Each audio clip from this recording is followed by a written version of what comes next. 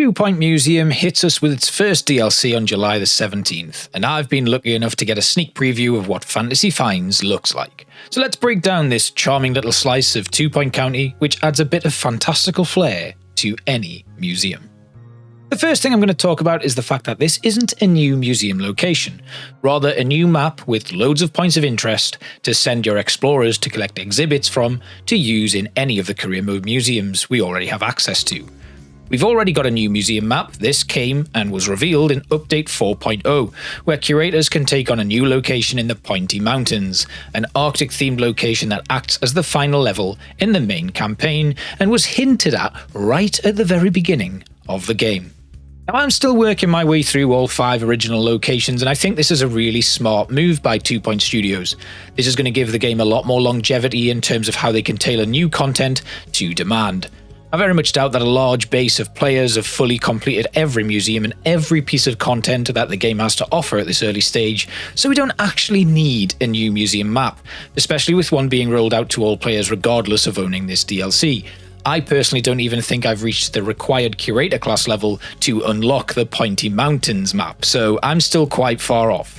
Speaking of maps, the exploration map on this one is brilliant. It's like one of those maps you get in a fantasy book, and when you first open it up you look at it and you're like, ooh, I want to go there, or I wonder what this weird gem looking thing is, or is that a dragon I see in that cave? And there's just so much to look at and explore, and it only gets better as you unlock more points of interest. So, eager to explore, I set off on that road that goes ever on and on. Down from the door where it began. I'm not going to attempt to voice Ian McKellen anymore, and I promise I won't make any more cringy Lord of the Rings references for the duration of this video. Or will I? But no adventure is complete without my faithful companions, and this time we've got a really cool addition to the staffing of our museums. We get one new expert class, known as a fantasy expert, but here's where they slightly differ, as they each have a specific D&D style role, as well as their own skill sheet. So we have Barbarians, Wizards, Rogues, and Bards, all with varying levels of strength, dexterity, intelligence, and luck.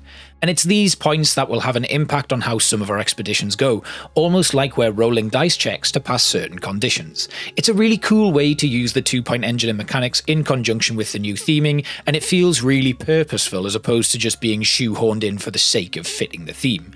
There's been a lot of care put into how they can integrate the fantasy theme naturally, and that's been really impressive.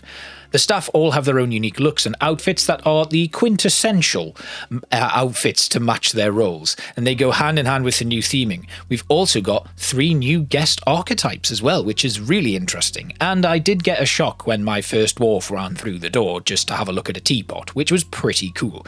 The story of this map, based on the time that I've spent playing, is that the fantastical land has been plagued by a treasure-hungry dragon, and our party of brave adventurers are heading off to slay it.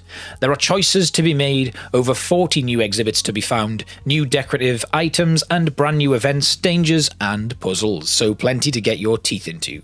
In the hour or so I spent playing, I found about 7 new exhibits. Some of them are your usual single expedition items like this treasure chest, or this magical teapot, which turns your visitors into a budget genie. Others, though, require multiple exhibitions, like the fantasy statue or this tapestry, and some can even be equipped to your staff, like these boots. However, once equipped, your guests won't be able to view them unless they follow your staff member around, so you'll have to be selective or have some in reserve to ensure your guests get your full enjoyment from the museum, whilst your staff get some epic loot to enhance their adventures.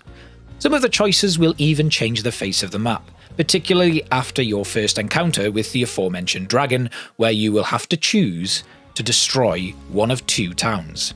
I'm not sure how this changes the face of the map. Well, obviously, we end up with one of those towns that's destroyed, and we get a new selection of exhibits to get from that town. But whether or not you're able to go back and find any previously abandoned exhibits that you were able to find in the past, I'm not so sure. You'll have to explore that one yourself. Another new addition is an expansion to the workshop items in the form of potion brewing, which need a trained potion maker specialist to create. These give your team all sorts of perks to assist on their journey, one of them being essential in your battle against the dragon.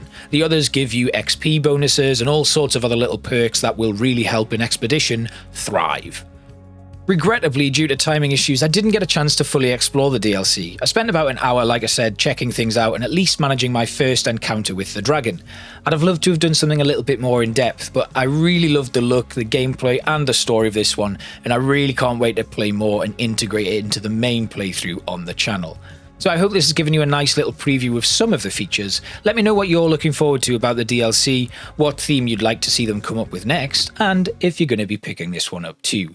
Don't forget, there is a 10% discount on Steam and other gaming platforms for early adopters of this one that runs for about a week after the release date of the 17th of July, which is actually tomorrow. So if you're picking it up, give me a shout, and if you would like to see some more content from 2 Point Museum on the channel, you can check out all my playlists and other videos at the end.